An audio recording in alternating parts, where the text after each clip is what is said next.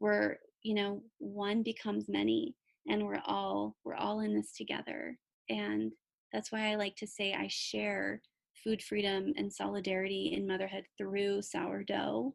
And people are kind of confused. But I think at first they're like, oh, so you're not just a baker. I'm like, I consider myself, that's the last thing I am.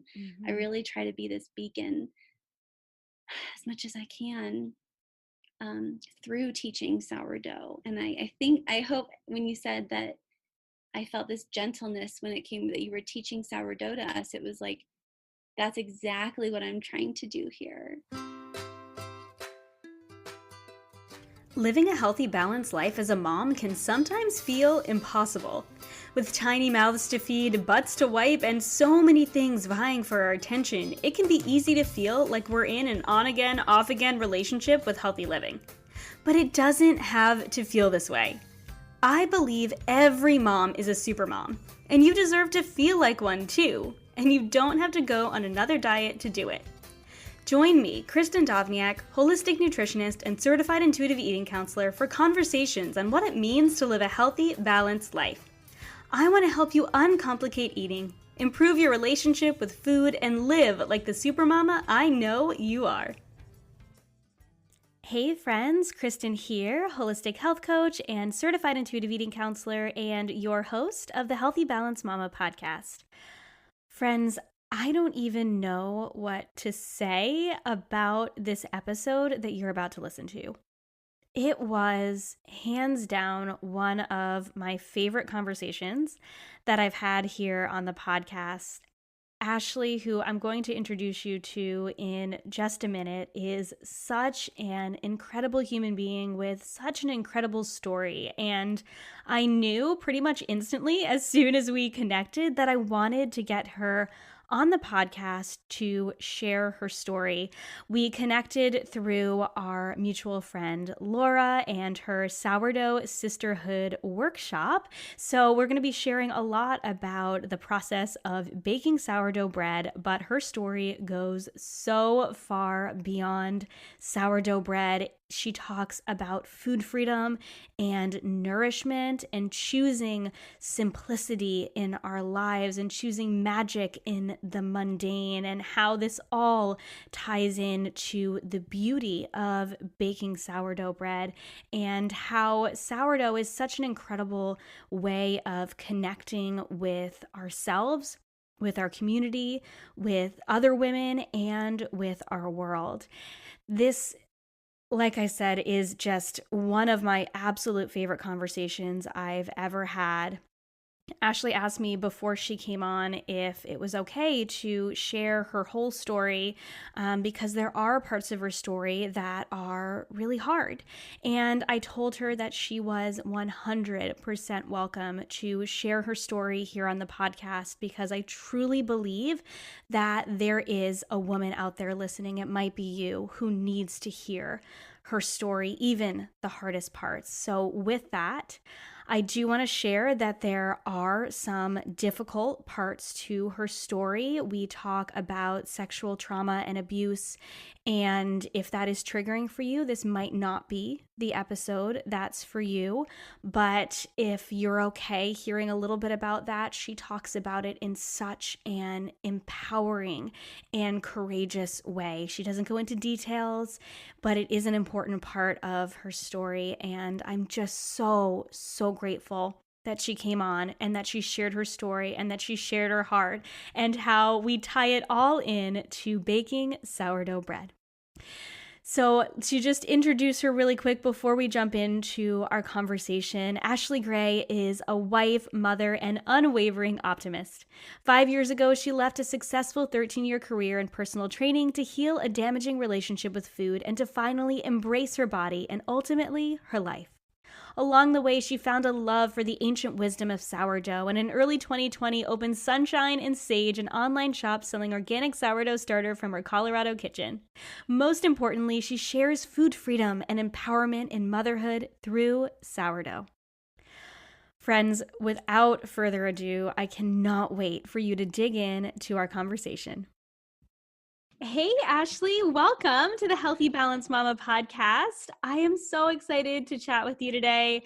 I knew as soon as we first connected that I wanted to have you on and to share your story. So I'm so excited to be here and to have you do that. Oh my gosh, I'm so honored to be here and to talk to you and your lovely listeners. And I can't wait to chat about this awesome topic. So before we dig in, I love to start with just an easy icebreaker, just a get to know you. I promise Mm, it's super easy. Okay. What do you drink first thing in the morning when you wake up? I do have some water first thing. Have some water, and then the coffee pot is like ready to go at 5:30 a.m. It starts brewing, and I drink my water, and then I have a really good cup of coffee, and we're really into New Mexican Pinyon Blend. If anyone is curious, Ooh. we love Pinyon Pine coffee, and then I dollop it with like heavy cream. It's like a Mhm. splash of heavy cream, and that is my coffee drink. That is my drink every morning. So good. I'm going to need So to know good. more about this coffee off air because Oh, I am an unofficial coffee connoisseur. I love coffee. oh, we love it. And I just sit there alone and I just kind of drink in the morning before my little one wakes up. So good. That's Yes, my favorite way to start the morning too, is a little bit yes. of quiet time before the girls get up because children are wonderful, but they have a lot of energy. I feel like every single kid just wakes up with this bursting energy and it's so beautiful and incredible, but it's also important to kind of ground ourselves before receiving that energy. I couldn't agree more. So, we are going to be talking about something that I have not talked about yet on the podcast. And it's so funny to think of sourdough as a podcast topic, but there is Mm, so much behind your story and how you mhm. discovered sourdough. And I just feel so honored to be a part of the sourdough sisterhood and to share the wisdom of sourdough and ancient foods and traditions. And I think that you have such a cool perspective on this. So I already shared kind of your bio, but I would love if you could share a little bit more about just who you are and what you're passionate about bringing to the world. Oh my gosh. Well, I do want to say first, I know that you're into the Enneagram. So I'm an Totally. Enneagram 7. So I am an enthusiast. Mhm. So I truly wake up every day with like this new sense of wonder and oh my gosh, how can I squeeze the most joy out of today and the most love out of today? And um, that sort of mentality in my life has morphed over the years of every different phase that I've been in, whether it was college or, you know, just getting married to motherhood now. But I truly am like I am just the optimist. And I, even if things are really hard, I actually enjoy sitting in it and trying to like just let it take over me and try to like get the message of what it's trying to tell me. But I'm also the only introvert Enneagram 7 I've ever met. I really feel my soul when I am alone, but I don't ever really truly feel alone. I feel really surrounded by things that make me happy, people from past and present just sending me sort of nuggets of wisdom that I might need to know at the time. And I could literally sit and look out our window in Colorado and just daydream and note take and just deep think all day long. But I have a 2-year old, a 2.5-year old. He's close to 3, and he has completely changed my life for the better. Obviously, I mean, made me the woman I am today for sure. And I have to give major kudos to my husband. I'm in love with my husband. We have a very, um, I like to say that we find magic in the margins, and I want to explain that a little bit. We live simply and we live good.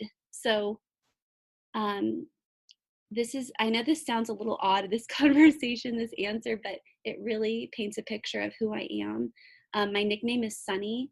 I am bright, and I'm not, I don't like to say bubbly because I think of bubbly as being effervescent and sort of floating. I am very grounded.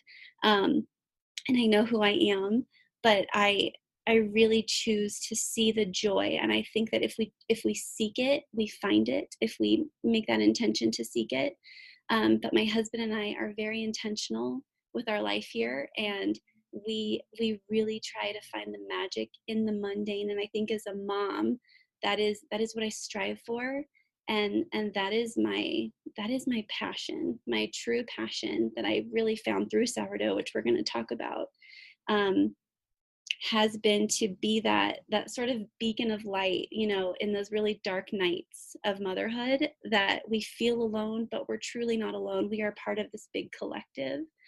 And that's my big passion, is to create a space, a physical and a virtual space, which I'm doing with the workshops, the sourdough sisterhood workshops, and my website and all of these things, a place where women feel seen, feel heard, feel safe to share their story, to share their heart. Because I think when you give light to our story, we give life to ourselves, and we feel connected, even though we're not, necessarily, we don't know our deep dark secrets and things like that, but it's like we feel seen and we feel heard.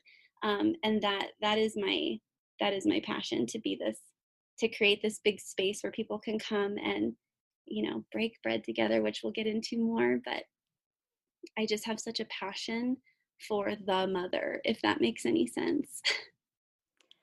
Yeah. Oh my gosh. You can see me nodding along with you, but I could not agree more with the connection, and how I can just like feel the passion behind you talking about wanting to create this connection and create this community. And I love that you are a 7, but you are also, you know, a little bit introverted and Yeah. a feeler. And I'm thinking, as you're saying this, like, it's no wonder you and Laura are friends, Mm-hmm. because we met through Laura Bruner, who is she's been on the podcast. She was on the podcast last year.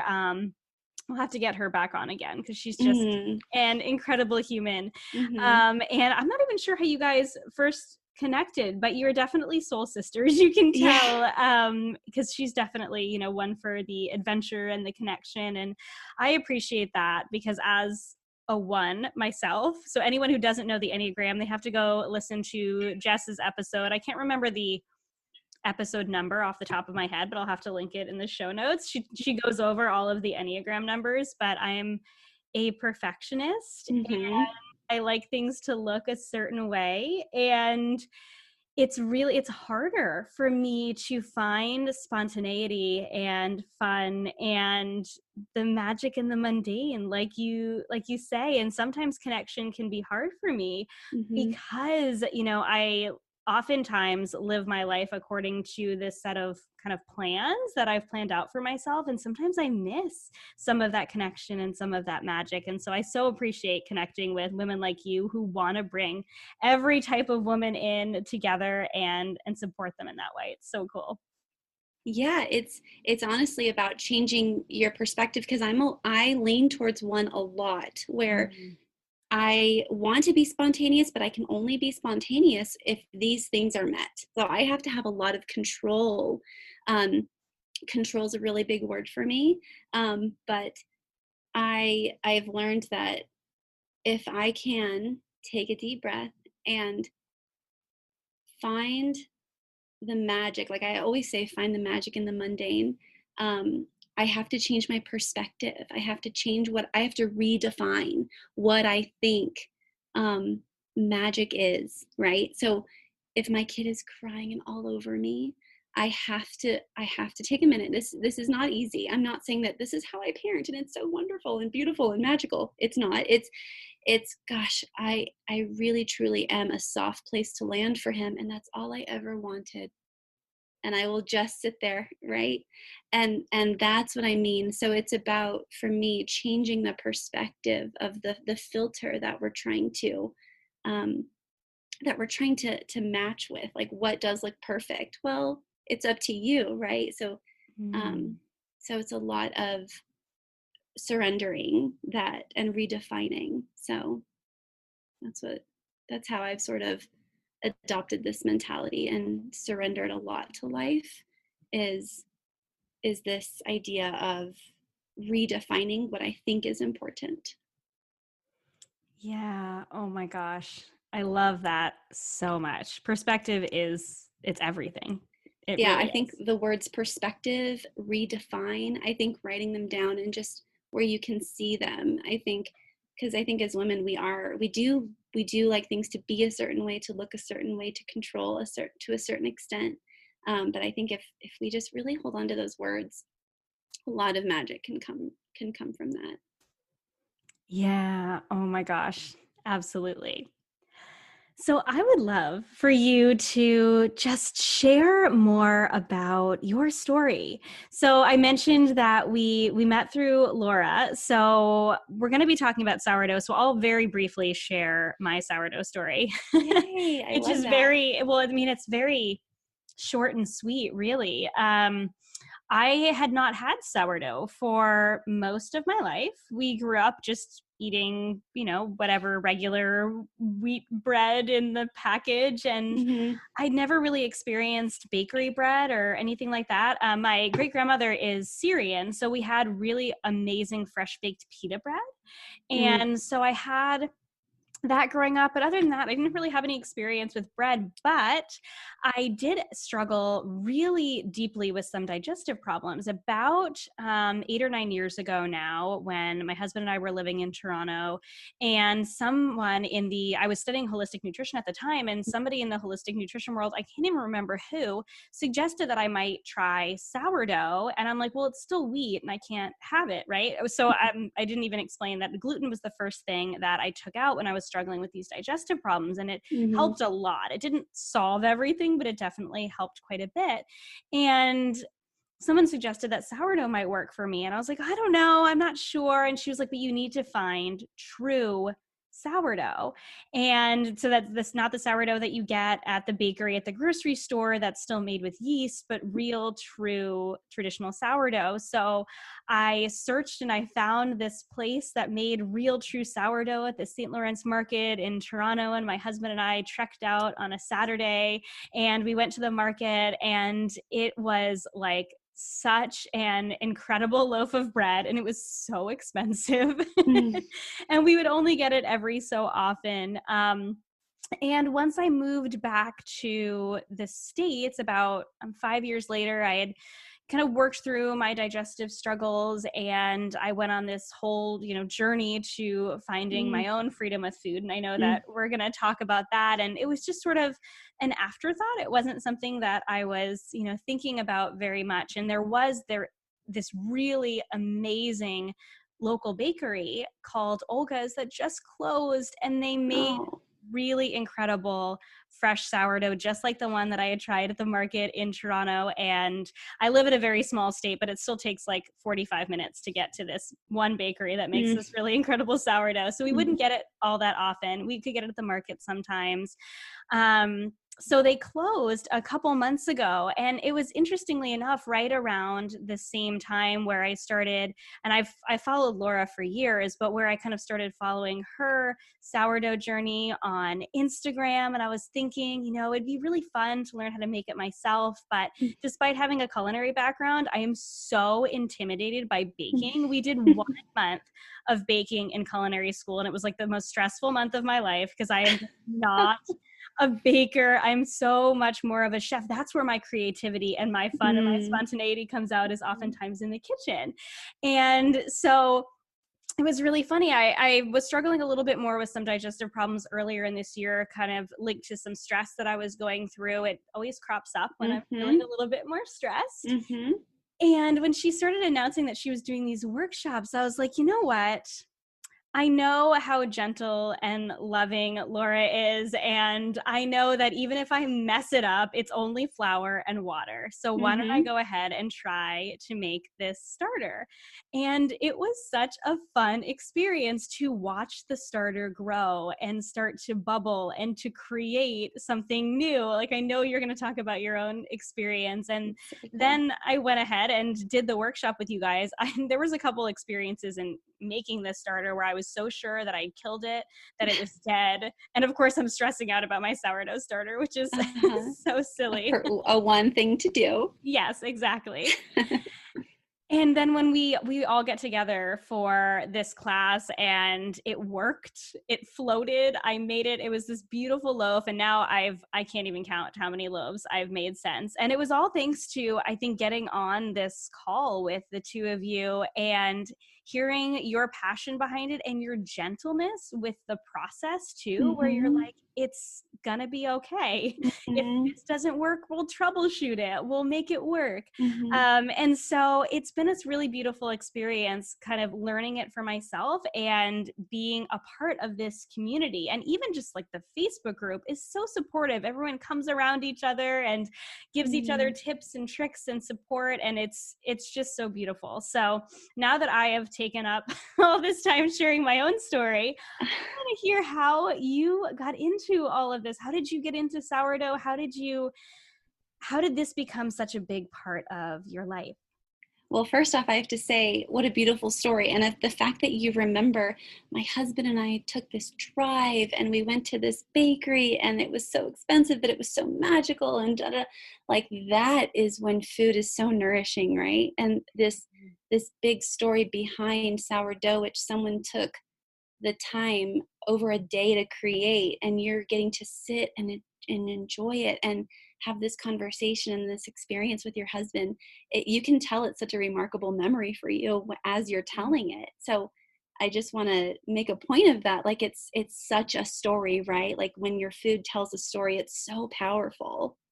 So I just think that's so amazing. So thank you for sharing that. Yeah. um, so, okay, my story, I am not just a sourdough baker, and I don't think of myself as a baker.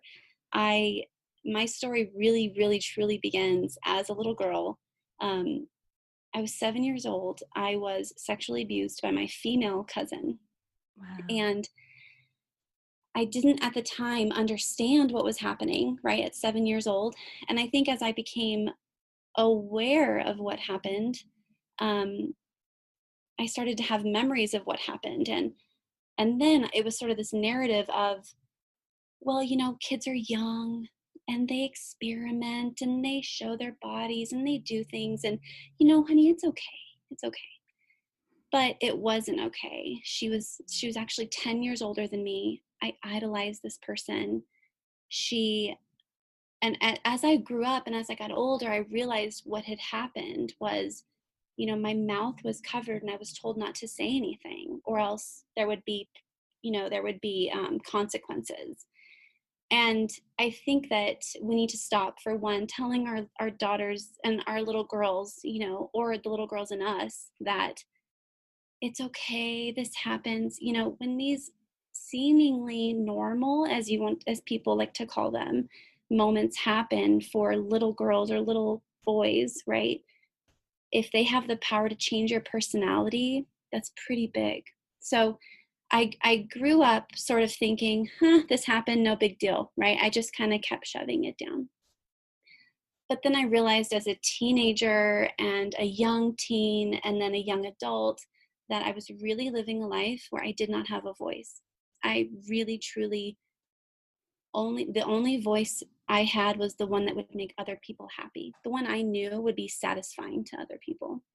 So I really grew up as a people pleaser, really nervous, an only kid who, was becoming an introvert and just really choosing to create ways in her life to support self-preservation and safety.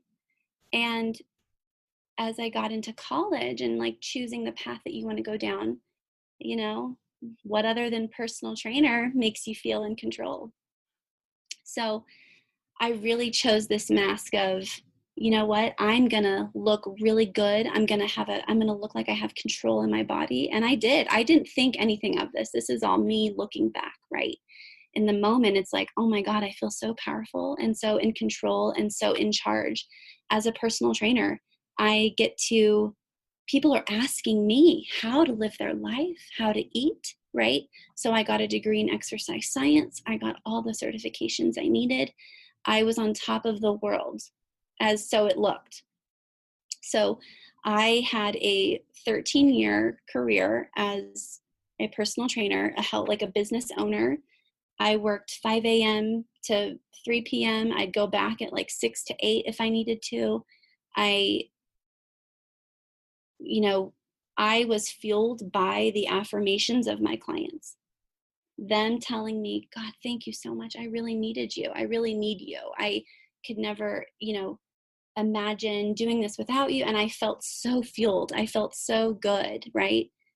And then the moment that I would get home, the moment that the weekends would come, if I wasn't with my clients, if I wasn't working constantly, it was, and especially as I got older, as I got closer to, the 25 to 30 marker, was a lot of major anxiety and stress over the food I ate, the decisions I made.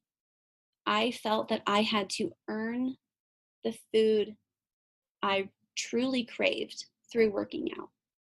Mm. And it was a big problem. And especially, I hadn't had a period in over 2 years when I married my husband. And 2 years became 3 years. 3 years became 4 years, and but right, this was bad habits is a nice word to put it, but this behavior was a really good excuse for having a healthy lifestyle, right? Quote unquote healthy lifestyle. I have to eat these things and look this way to look like I have control, so people will back the F off, right? This is my safety net. And then we started to really want kids. And all I pictured with having a kid was like, oh my gosh, making memories with a child, how fun, and having a kid, right? And then I thought about, wait, there's a lot of things that need to happen before I have a kid.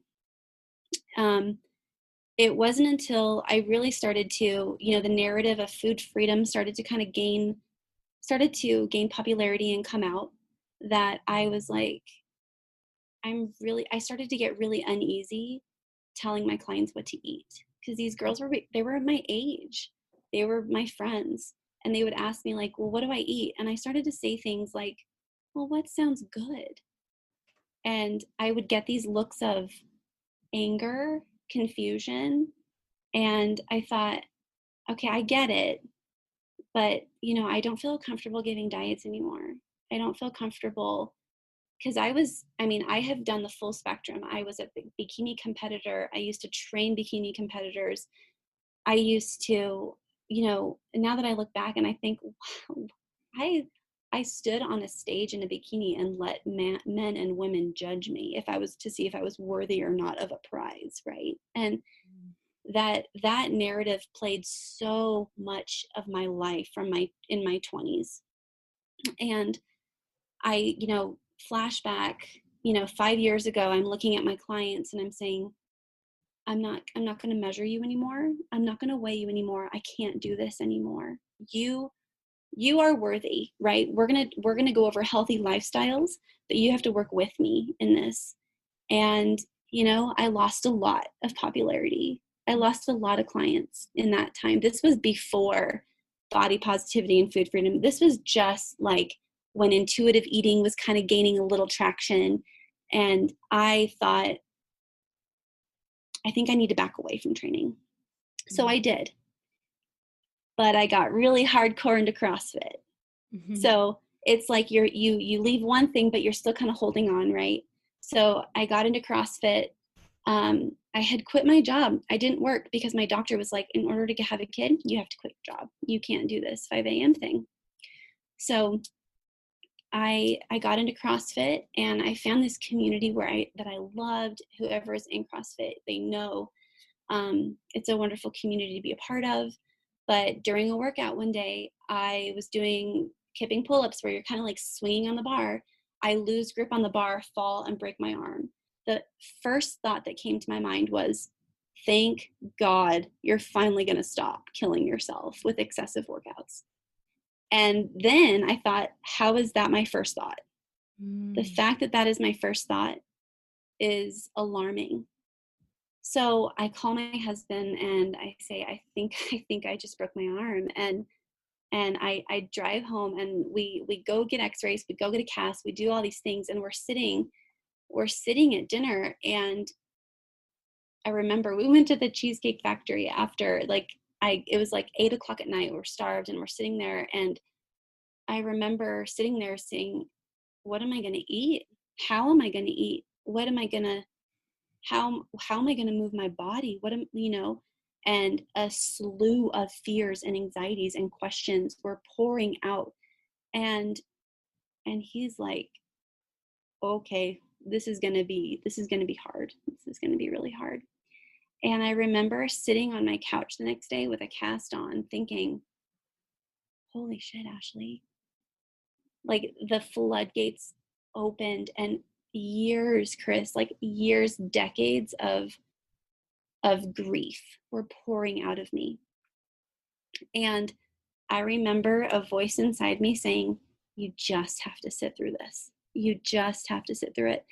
I walked for however long it takes, 6 weeks or more. I walked, and I listened, and I truly, truly dug deep into what kind of woman I wanted to be, and not the woman that was this armor I thought I needed, right? So I was using these tools that served me when I was 7, but they didn't serve me as, a 27-year-old something woman who wanted to start having a family. And I read every book I could. I even went through a eating psychology 9-month course to try and learn as much as I could.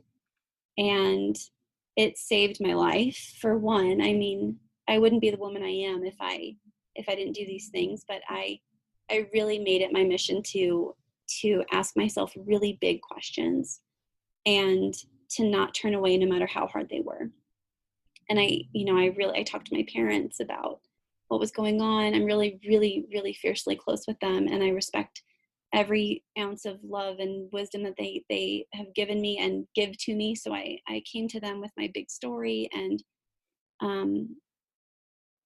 I talked to, obviously, my husband, and I just was done. And I just decided from then on out, I was only going to have a relationship with food that was nourishing. I was never again going to count. I was never again going to, take Tupperware into Christmas dinner with like boiled chicken and broccoli, because I've done that before. Mm-hmm. And I wasn't going to get wrapped up in a shame binge cycle anymore. And I was very concerned about my stomach when I was going through this food freedom journey. I would always eat something and then go check my stomach to make sure it was a 6-pack still. This was a obsessive compulsive thing where it was like, do I still have control? Like, do I still look this way?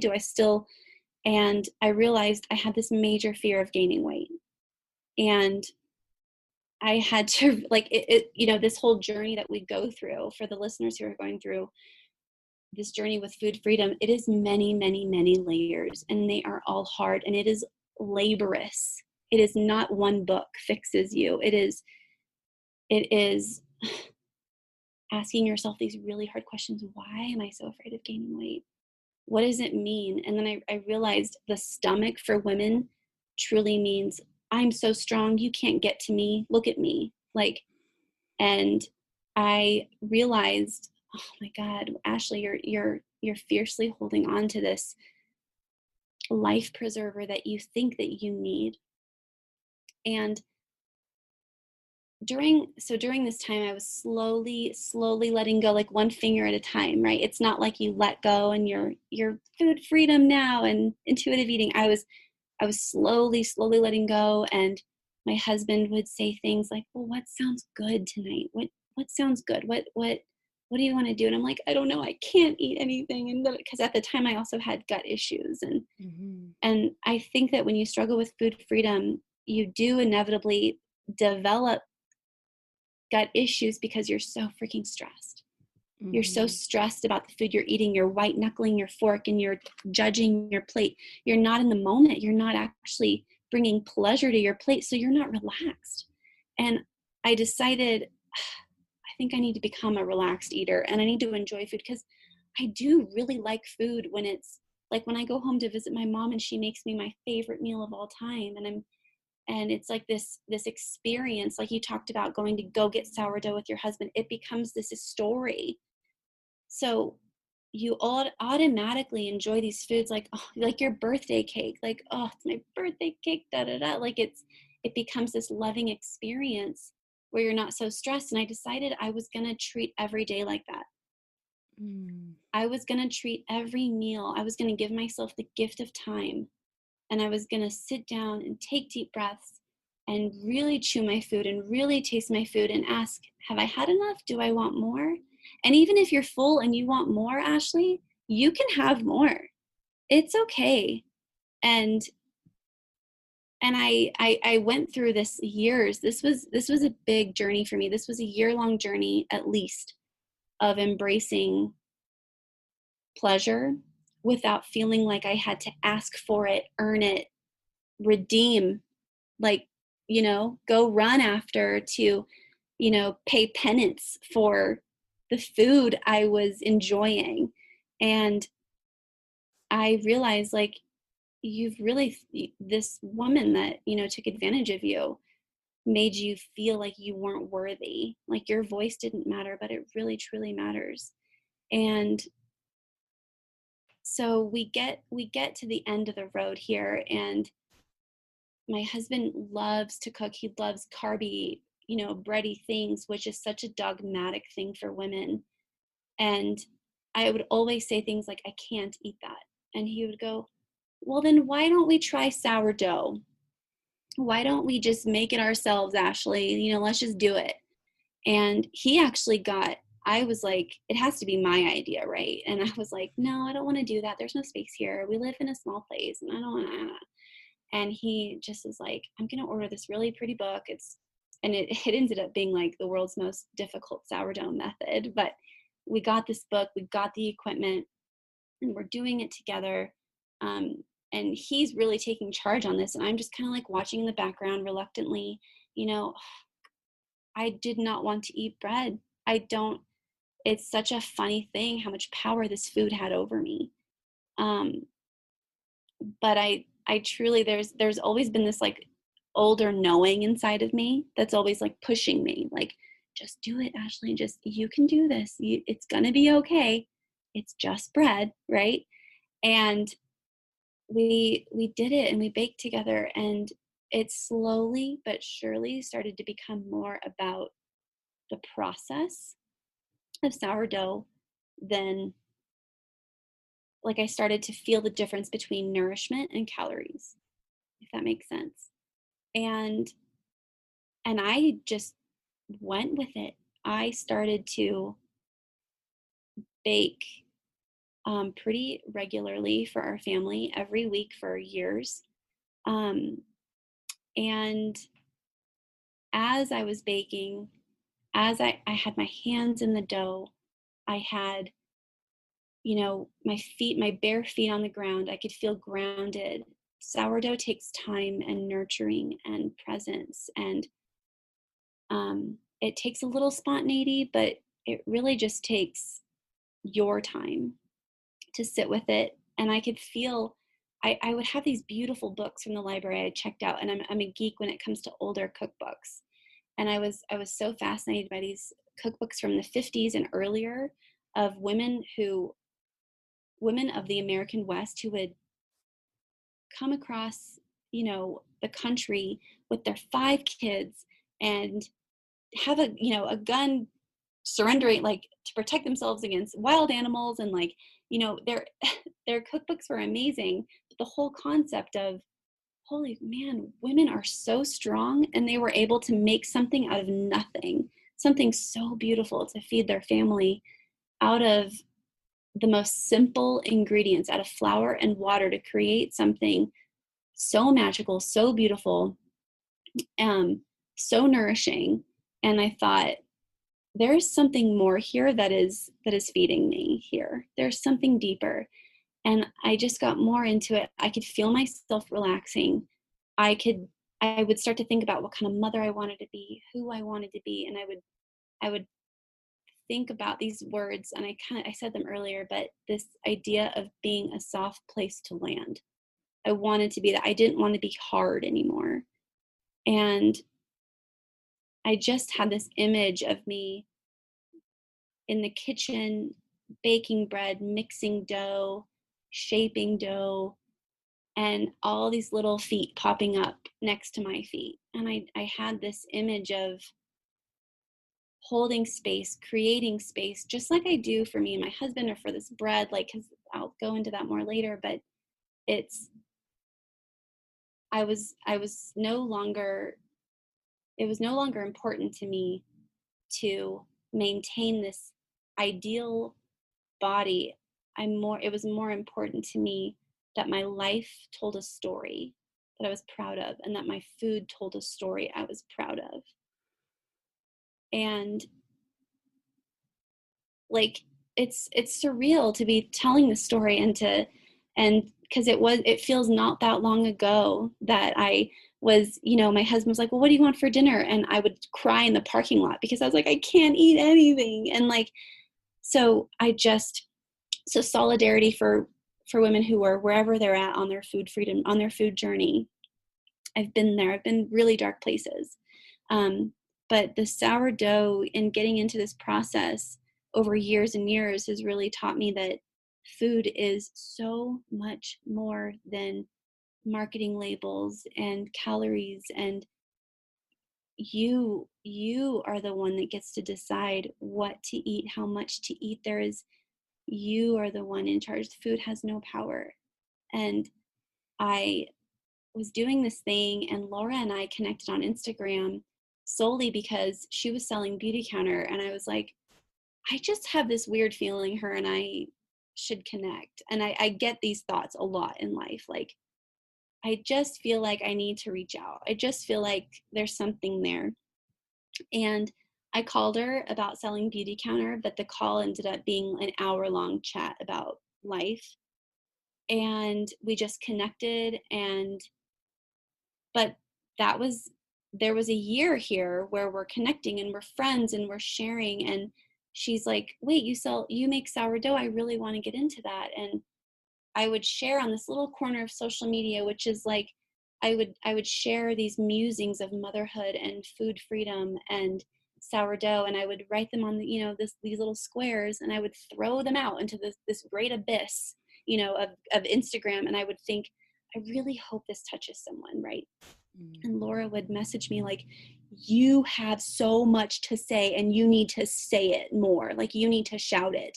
And I was like, you don't understand. I can't do that. Like, I'm not that. I can't be on like you are. And I respect the way what you do, but I feel like, I don't know, do I say the right things? Da, da, da, da, da. And it wasn't until maybe 9 months ago. No, I'm sorry. Over a year ago, she came to visit me, and that's very Laura to be like, I'm going to come see you and it's going to be great. And da, da, da, da, and she came to me, and I was so nervous. Like, oh my God, there's going to be someone a woman, a strong woman, right? Which I have intimidation of strong women, and my safety net goes up, and they're coming into my space. But I love her so much and I felt so safe with her. And we're chatting. There was a snowstorm outside. There was no cell phone reception. She's in my home. We're sharing sourdough. We're breaking bread together, which is this really deep, moving experience that sourdough brings, this connecting thing. And in the meantime, I had lost my voice for a month. So my voice is kind of scratchy, and she's like, so what's going on with your voice? And I'm like, I have a story to tell, but I'm really scared to tell it. And she's like, what story is it? And I start to open up about my sexual abuse story. And then I can't stop. And then over a year, I'm sharing it like crazy. And I'm saying, this happened to me, and it's happened to a lot of us. And God damn it, I need to say it. We need to share it. We need to be together here. And you have a voice. You have a voice. I want to hear your voice. And it's been exploding over the past year. But I really truly think that sourdough was this conduit for me, this creativity, this outlet in motherhood, which can feel really isolating, right? Like kind of guiding me along this path to share my voice. A really long story, and I'm sorry, but it's one that it needs nurturing, and it needs to come out every once in a while. But that's why I like to say I didn't just pick up a book and think, I'm going to give this a try. It really started a really long time ago.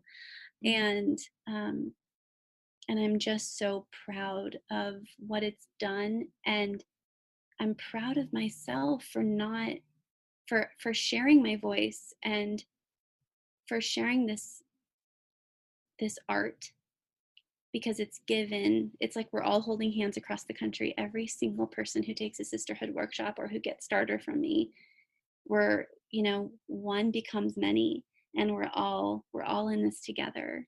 And that's why I like to say I share food freedom and solidarity in motherhood through sourdough.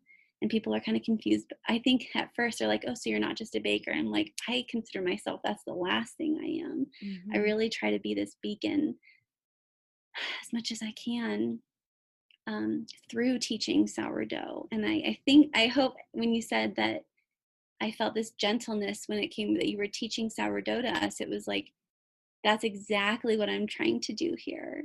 So that's my very long sourdough story. Oh my gosh. Thank you so much for opening up, for sharing your story. I'm like over here trying to like hold back tears at like different parts in your story, because I mean, you are so incredibly courageous for being there and sharing it. But I can see that the power in it. And I'm in a similar place where I've had a lot of, hard experiences in my life, and I've opened up about some, and there's some I haven't opened up about yet. And I think every time I share, more and more bits of my story, and I have women on the podcast sharing their story, I do feel this collective connection with other women who need to hear these stories, because I think there are so many women out there who feel very alone with whatever they're going through, whether it is experiencing abuse, sexual trauma, or they've experienced, issues with food and they don't want to admit it to anyone. And I appreciate your honesty and your openness so much, and your desire to share that and to create community through your story and through sourdough. And I think it's so beautiful that something as simple as flour and water can, just like you were saying, can create such an incredible community and conduit, like you said, for sharing and for connection. So I'm just so grateful for you sharing your story. And I know that our stories have so many parallels too. I'm nodding along with you with so many of these experiences with feeling like I needed to control, and that like little tiny bits of needing to let go of that control. And I so appreciate you sharing too, when your husband suggested that you guys make sourdough together, and you're like, okay, but I can't eat that. I can't eat bread. And I think so many of us have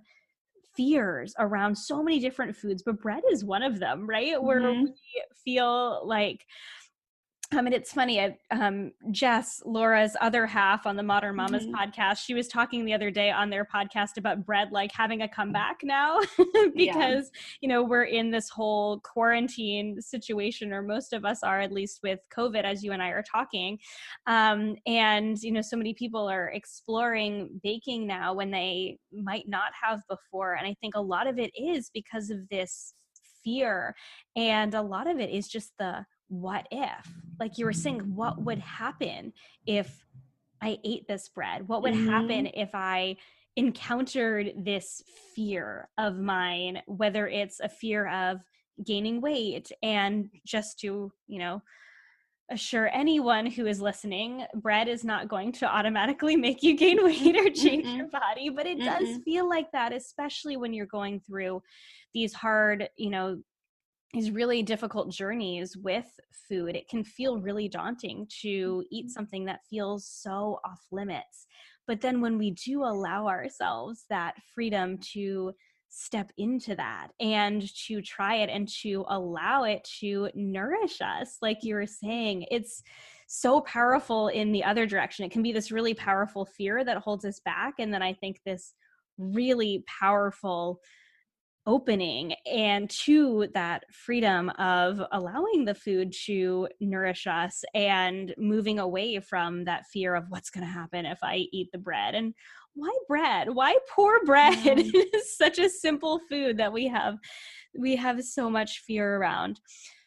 And so, I mean, I don't even know where I was going with that in terms of a question, just how much of a connection I feel with your story. And I think so many women are going to feel with so many different parts of your story. And I love that when you were tying it into the sourdough, that, yeah, I think so many women have so many fears around certain foods, especially bread. So I'm wondering, I guess, if you can share a little bit more about, sort of the ancient wisdom of sourdough. I know you talked about this a little bit during the workshop, and how sourdough is so nourishing to us. So it was so Mm. nourishing to you in your journey of finding freedom with food and allowing yourself to eat it. And then, through that, finding your voice in all of this. Mm-hmm. So how has it nourished us kind of throughout time, right? Because it's Yeah. something that's been around for a really long time.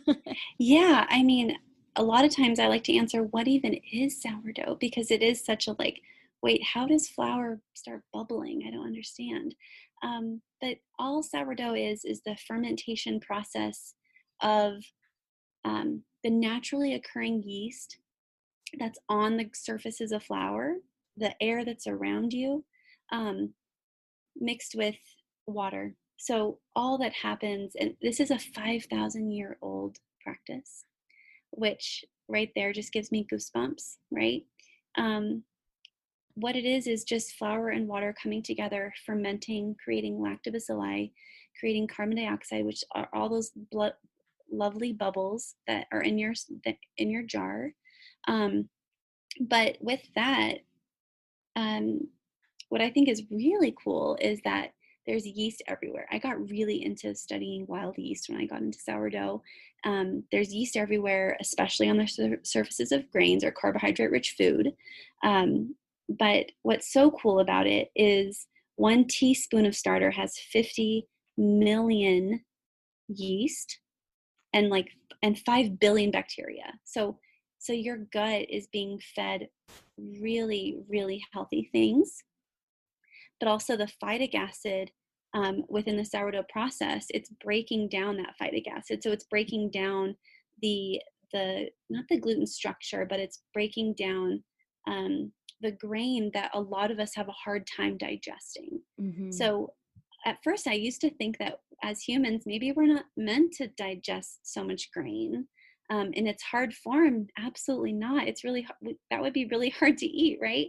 Um, and then commercial bread, which we were seeing such a rise in IBS and gut issues, especially in like the late 90s and early 2000s. And that was around the time when bread and like grains were starting to be sprayed with glyphosate, Mm. which is the main ingredient found in Roundup.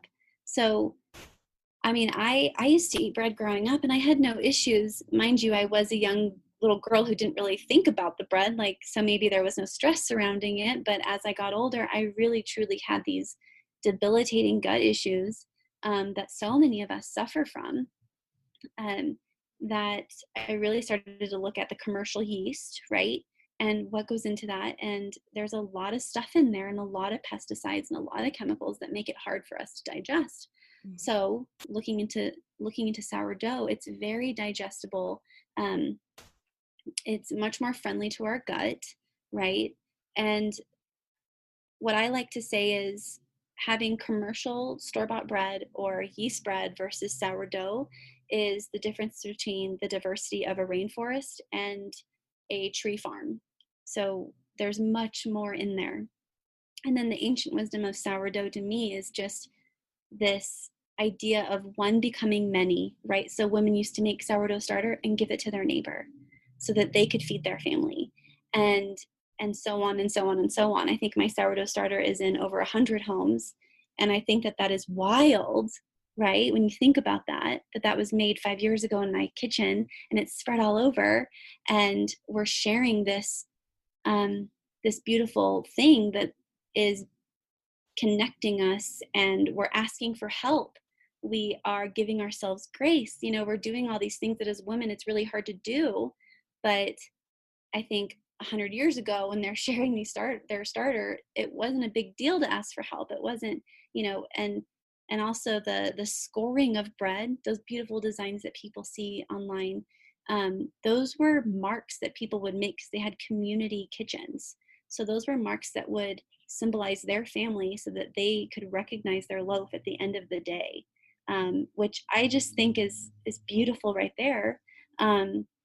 So there's so many little bits of sourdough that have been either that I find just so poetic in the art of it itself, but also have been passed down. If you can get yourself an old sourdough cookbook, it's just so cool to see the things that they've come up with and how they talk about it and how they share it. So that is sourdough for those who are like, what? Why? How does it bubble? It's truly just the fermentation of flour and water, much like anything else that they might put on their counter, kimchi, sauerkraut, whatever.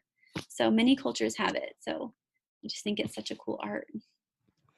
It is so cool. And I think the coolest part of it, that I mean, it was one of those things that I know, and you might know if you know what sourdough is, but until you really truly think about it, the fact that there is yeast all around us, that there is this bacteria all around us, and how much creating a sourdough starter, or having a sourdough starter from someone else, like really truly connects you with the world, like connects you, which Mm, feels so deep, but it really it does is. connect you with exactly where you are with your environment and with the person that passed it to you. And it's really, really incredible to think about that and to see it, and like you said, how much it nourishes our body to be connected with our food in that way, to be connected with the yeast that's in the world. And I think there is, oh my gosh, in the middle of a pandemic right now, there's so much fear in the world of the unknown and what we don't know about this virus and what we don't know about what it's going to look like in the future. And there's a lot of fear circulating and circling around, and it can be a perspective shifter to look like, there's a lot of things in this world that are circling around that are out of our control and that we might have fear around, and there's also some really incredible nourishing things circling around us as we are standing, or maybe not circling, but that are around us Right, right now as we are standing here, that can really truly nourish us if we just tap into it, which I think is just such a cool notion, to think that my starter that I started with flour and water is a part of this environment that I've been living in, and it's created something that has nourished me and my family. There's so many parallels with sourdough. It's the idea of something so simple creating something so nourishing, and and beautiful and healthy, and it really makes you stop to look at the simplicity all around you. And that is truly what I mean to say, circling back to the beginning when I said, like, we truly find magic in the mundane. It is all, when you take one thing like sourdough and you kind of look at the rest of your life and you think, man, what else is really simple that I could do today? And putting a blanket outside with my son and laying and looking at the clouds and making up the story of the cloud, like that, that is what I mean to say when I say, harness the simple and the good, and you really live great when you do that. um yeah, I agree with you so much. I love that so much. And I absolutely need more simplicity in my life. Yes. I think all of us do, those of us who don't have, that natural instinct to lean towards simplicity. I've had to fight for a Mm, simpler view of mm, life, and it's something that I've wanted.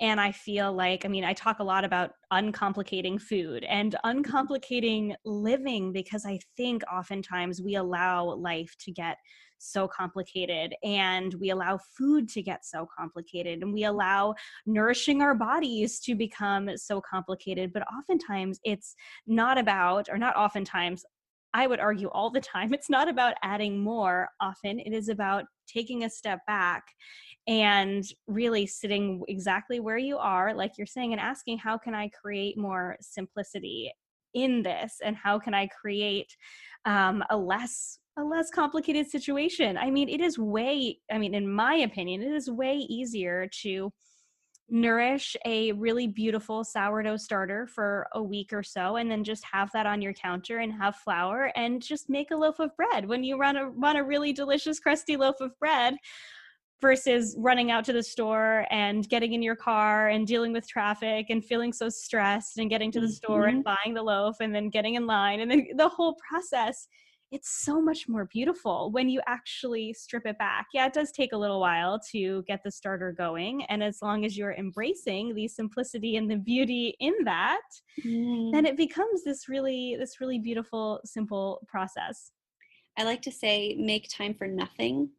Mm, So when you are struggling to adopt a simpler life, because I was one that had to fill my life, every minute had to be filled in order to think I was doing a good job. hmm And when I started to tell myself, okay, what's one thing that we can do today and make it really big? So Friday night's pizza night in our house. And it's on the calendar. There's a big pizza picture on the calendar, and Foxen knows it's pizza night. And we make the dough in the morning, and then we sit around. I mean, he knows at 1 o'clock that is our time for nothing. And we just see what happens, and we sit down. And I think that if you're a busy mom or a busy workaholic or whatever, if you can set aside something for, what is one thing I can do today that will bring me pleasure, joy, passion, love, creativity? What's one thing that's going to nourish me? And if it's make sourdough, which I think is just the most beautiful thing you could do for yourself and your family, to make your food tell a story, fantastic. And sometimes it's just sitting there and having nothing, right? Like having nothingness. There's a lot of beauty in nothingness. I so agree. And I'm over here admitting how hard that is for me. I know it's hard I for a lot. needed this conversation a lot. Mm, Giving me a lot of really, really important reminders that, I'm yeah, glad. it can be really easy to get caught up in the doing. And Mm, that is one of the beautiful parts of the sourdough process, is it's not instant. It takes time. mhm, And it takes intention, and not time in the sense of, oftentimes we think of time like, oh, it takes a lot of time, it's a struggle. mm, It's not a struggle. It is mm-mm, a gentle process, like we're talking about, of taking care of the dough and, getting to know the dough. mhm, And I would love for you to speak on that a little bit more. I mhm, think speaking on the actual process of Mm-hmm. creating sourdough, you don't have to go through the whole process now, because I want Mm-hmm. them to sign up for your workshop and see you in Absolutely. action, because it's really hard. It's definitely something you need to show, but Right. I think there needs to be a lot of grace in the process. And I think it can be really scary to jump into it. So can you maybe speak to the woman who's thinking about starting the Yeah. process of sourdough and going, oh, I'm nervous, I'm going to mess it up, it's going to take so much time? Mm-hmm. Every single woman, every single person who asks me about sourdough is afraid to start. So they always say, I'm just going to mess it up. I don't have the time. And all I hear is, oh, you poor woman, you've been fed this story that you can't do anything great. Like, I really truly think this is a parallel of being a woman. And I think that when you start sourdough, you become this feminist. And this is why, to me, sourdough takes nurturing. How many times a day can you say you nurture yourself? Not many, right? We work really hard for other people as women. And I think that doing this process truly has made me the woman I am today. But I think that when you are reading a book, and I highly recommend getting a book written by a woman, because she often knows the schedule of having a baby. So read the beautiful cookbooks, look at the beautiful pictures, make it pleasurable for yourself. Gather your ingredients. When you are mixing and feeling the dough, stop. Don't think about, is this right? Don't second guess yourself. Just sit back and wait for feedback from yourself. Because we know, as a collective, dough shouldn't be watery. It should feel maybe sticky. It should maybe hold somewhat of a ball shape, maybe. So we kind of have a sixth sense about some things, right? My starter shouldn't smell like, oh my gosh, that's way too strong. Your starter should smell like a sun-ripened apple, is what I like to say. It should smell like the back of a winery, if you've ever taken a walk back behind a winery, like moseyed back behind. And go easy on yourself.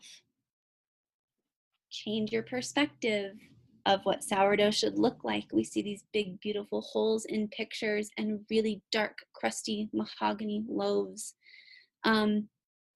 Change your perspective of what good sourdough should look like. Redefine what it should taste like, right? Let it work for you and your family first, and then let's troubleshoot, right? And then let's go back over the recipe. But it's all parallel to how we see ourselves and how we embody our life. Are we truly living in our bones? Are we truly living in our skin? It's the same. It's the same when it comes to coming up to the counter and attempting this. And it's truly, if you can sit back and nurture your starter, if you can take the time, which is, you talked about time, and you hit the nail on the head when you said it doesn't take time. It only, to feed your starter every day, only takes a couple minutes, right? But it's the fact that you're gonna get up, you're gonna stand up every day, and you're gonna do this thing, and it's showing up for yourself. So it's all parallel. It's all this big giant metaphor for how you treat yourself. um, so when I get pictures sent to me from women who say, like, what's wrong with my bread? I did everything that you said I needed to do, and this is how it turned out, and da da da. And I say first, always, wow, look what you created. Something out of nothing, right? Okay, it looks beautiful. I'm sure it tastes great, but walk me through it, and let's go through it together. And inevitably we always find something, right? Mm-hmm. But that we can always work on together. But it's this idea of, okay, hold on, I'm going to give myself an ounce of grace first. Look what I did. And now I'm going to call up my sister, my woman friend, and ask for support and ask for help. And I'm going to gain insight, and therefore learn, and therefore grow, and therefore teach and connect to someone else. So that is what I want you guys to know when you first get started, is we're going to treat this like we treat our 7-year-old, right? Mm-hmm. So we're going to nurture her. We're going to let her speak. We're going to let her, bubble up as much as she wants to bubble up. And so it's giving space for your starter, and it's giving space for yourself, truly. Yeah. Oh, I love that. And I love that you brought it back to asking for help Mm-hmm. and connection. So many of us as women find it really, really hard to ask for help. And even in small ways, like asking for help with our sourdough. And Mm-hmm. I know that for me, being a part of the, like, even just a little Facebook community and going, okay, I think something was weird with my dough. It felt a little bit soft. It wasn't really holding its shape. And how many women came on, including you, gave me Mm-hmm. advice on how I could tweak it a little bit. But even that was a little bit, there's that part of me that's like, oh, I should already know. Mm.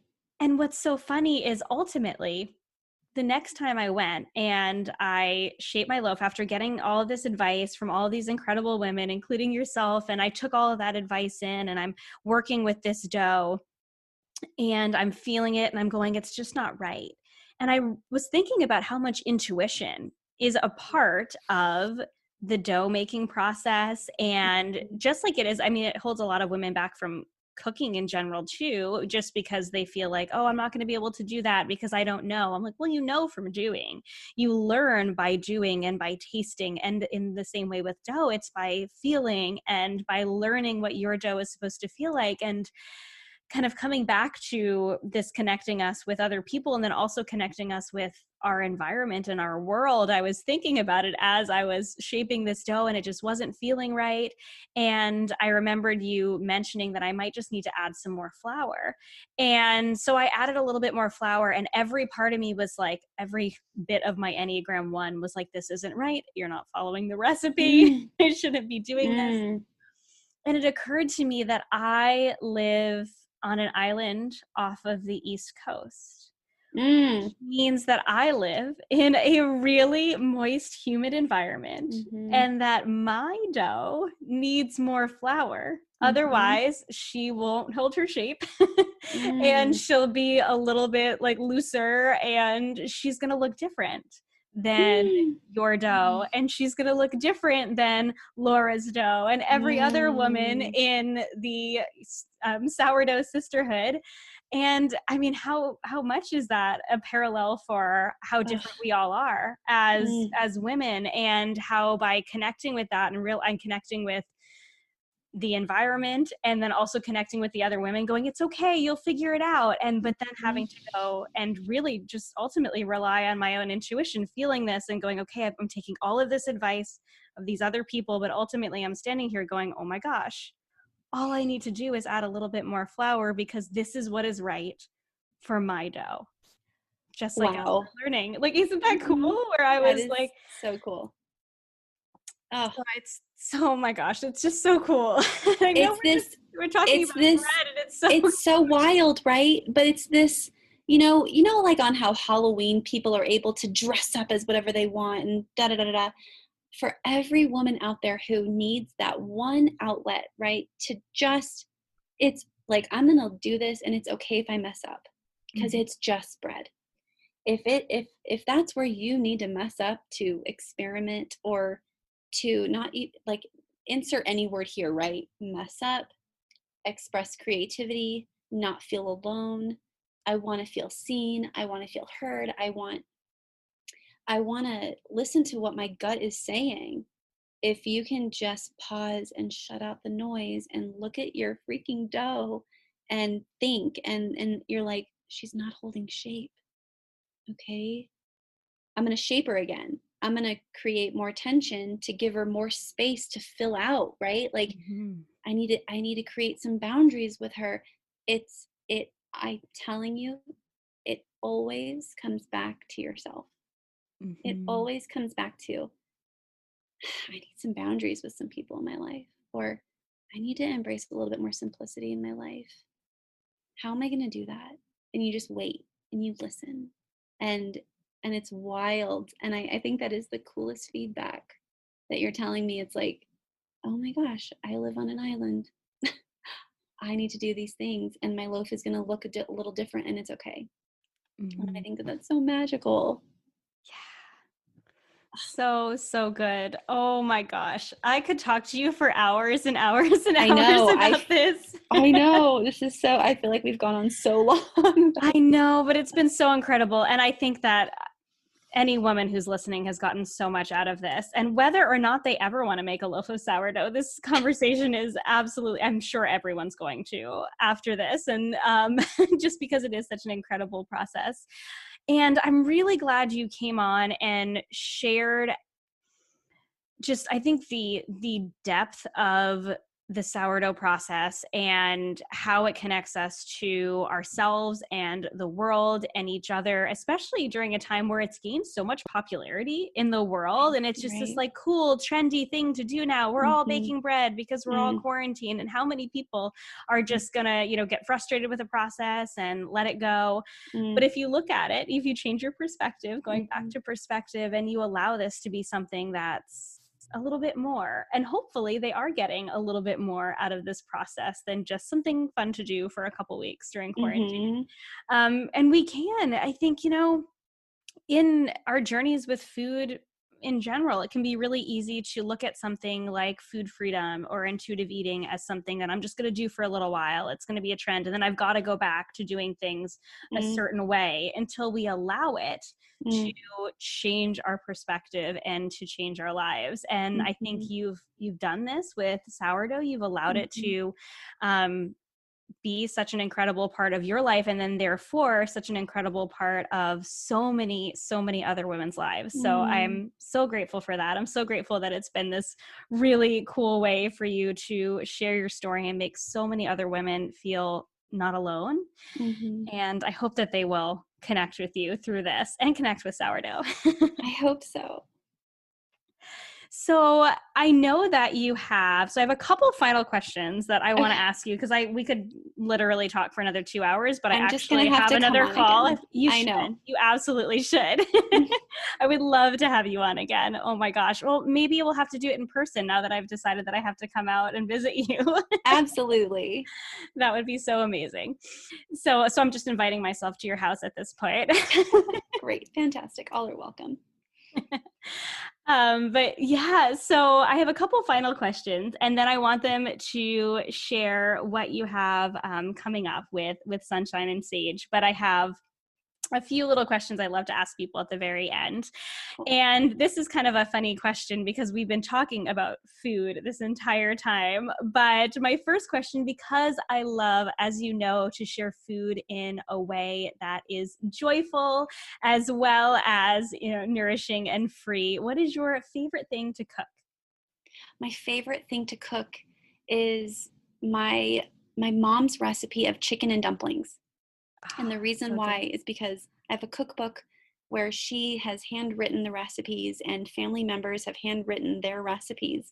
And it was a gift given to me at my wedding, and to be able to see her handwriting and touch it. And so every time I make it, it's my favorite meal, but every time I make it, I just feel so connected and so nourished. And yeah, so that menu, that recipe truly tells a story for me.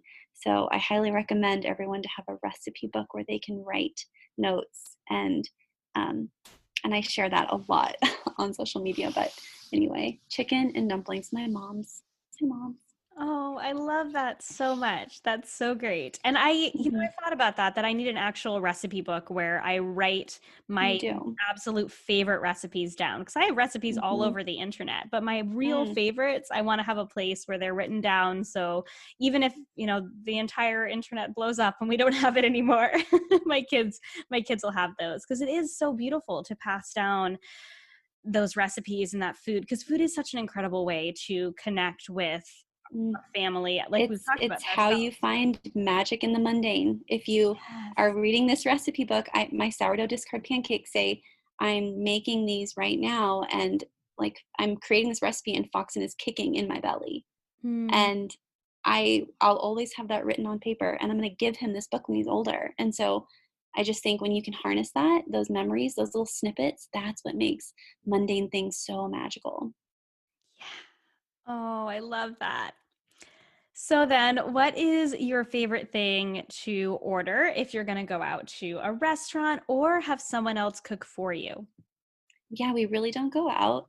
Um, my husband grills steak really well, Mm. and something he makes for me is this grilled steak. We have music on, we pour a glass of wine, and we make it this really fun event.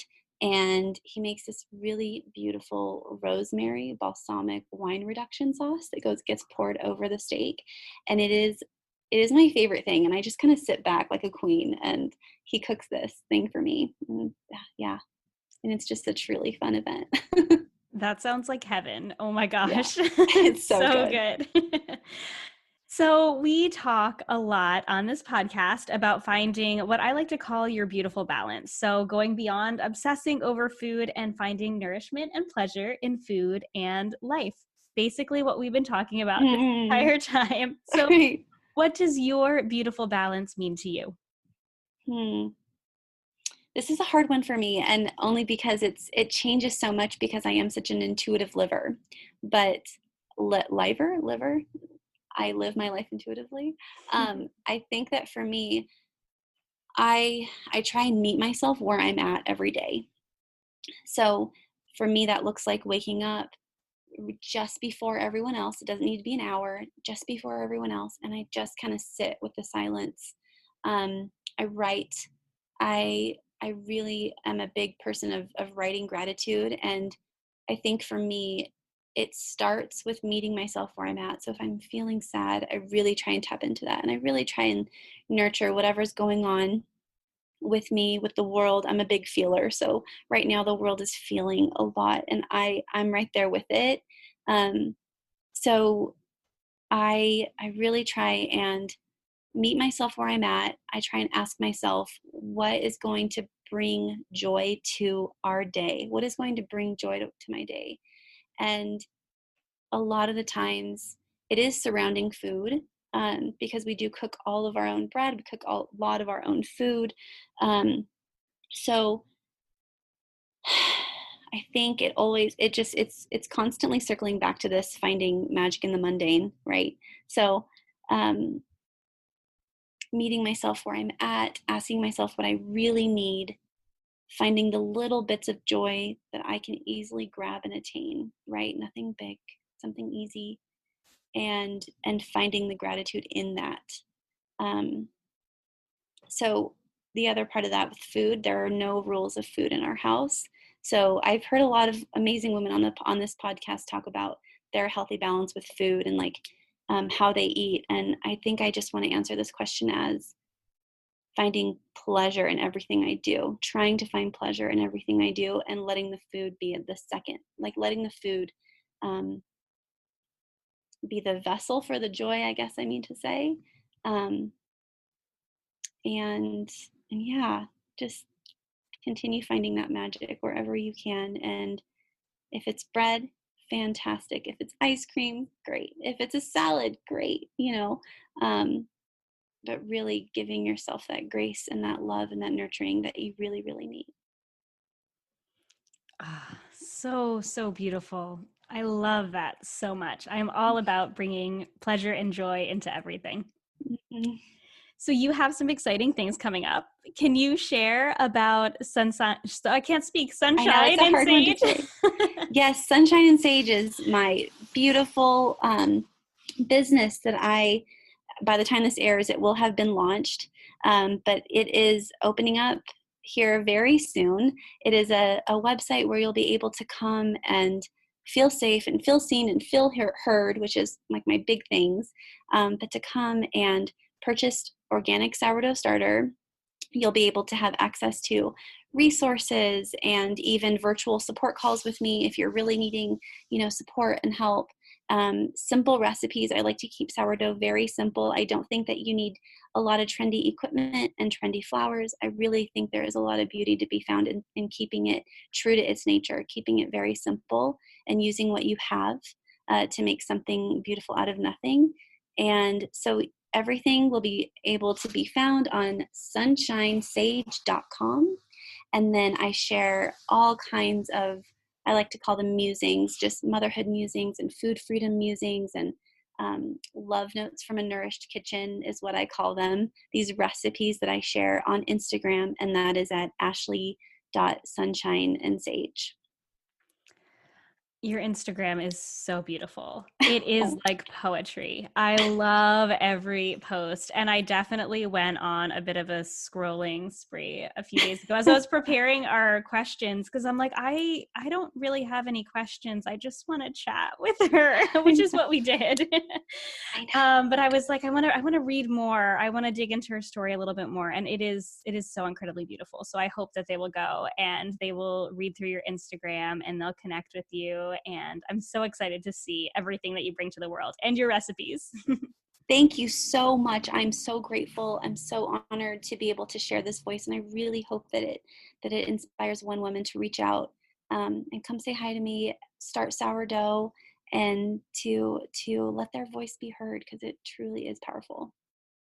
Yeah, thank you so much for coming on and sharing. Thank you, Chris. Thank you so much for listening to this episode of the Healthy Balance Mama podcast. If you loved it, would you take a screenshot and share it with a friend over on Instagram and tag me in it? It helps me so much to know what you love and are taking away from each episode. If you really loved it, would you hop over to iTunes and give me a star rating and review? Every rating and review helps this podcast be seen and heard by more women who need to hear the message of balance and wellness without deprivation. It's the best free gift you could give me. And as a reminder, the information and opinions on this podcast are meant for education and inspiration only and are not to be taken as medical advice, diagnosis, or treatment. Please consult with a trusted practitioner before making any changes. Have a beautiful day, friend, and I'll see you in the next episode.